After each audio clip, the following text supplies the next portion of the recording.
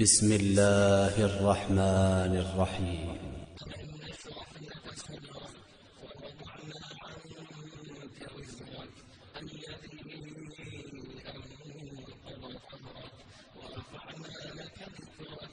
إن